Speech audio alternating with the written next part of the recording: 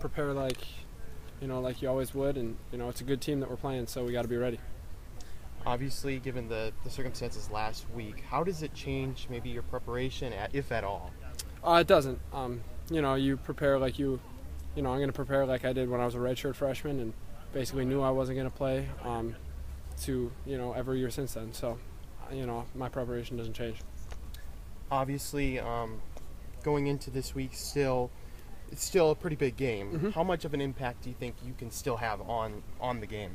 That's not really up to me. I think I'll have as big an impact as I'm given an opportunity to. I just want to make sure that I'm ready, I'm prepared, and whatever opportunity that I get, I want to make the most of it.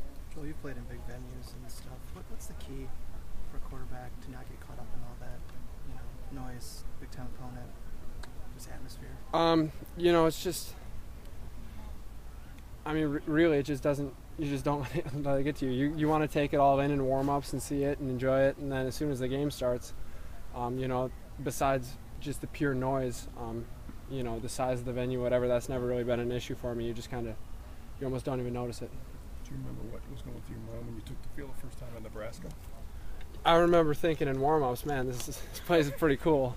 And I know, we were warming up right by their student section, and their student section was full an hour before the game, and there's people yelling my name. It's like, I don't even know they know me. It was kind of bizarre, but again, once the game started, I know we started really hot that game, so it was good to get going right away. But again, you just don't even notice it once the game starts. Have you tried to give Tanner any advice just on what to expect? I know he played games last year, but he hasn't thrown any passes in a Division I game. Is there anything that you feel like you can impart to him?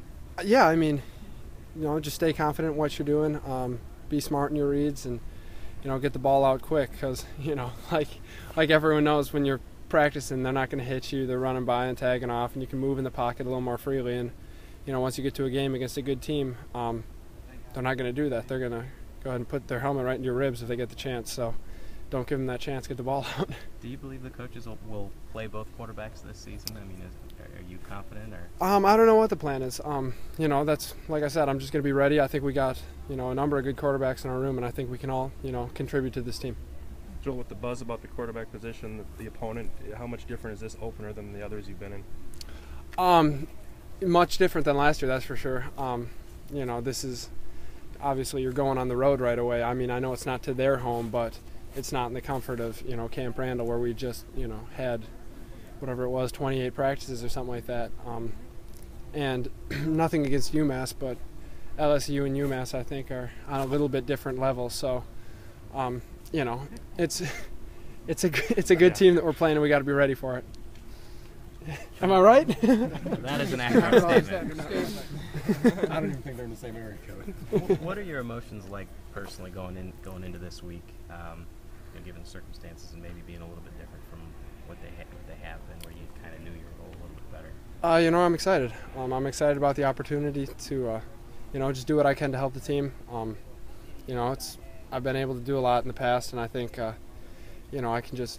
I'll be there. I'll be ready to go. I'll be prepared, and I'm just excited for the challenge of a good team. So what have the last few days been like, with all the reports out there and the fake tweets, I guess, out there? Oh, I haven't seen any of the reports or fake tweets, but the past few days have been basically like any other game week, except that we're not in school. So, you got more free time during the day. So, I don't know, watch film, go home and relax instead of go to class. But besides that, it's just like any other game week. When you watch film, LSU, what stands out? They're athletic. One thing you got to make sure that you're looking at is don't put too much stock into the players and more into the scheme, because a handful of those guys, the two inside tackles, number 18, the linebacker, safety, number 6, none of them are there anymore. So, you don't want to put too much stock into the players. You can watch specific players who are back, but you just, watch a lot of the scheme and, trying to get a beat on what they like to do. Is it safe to say that the ends on that front are the guys you have to be aware of who they are, since they're athletic in football? Yeah.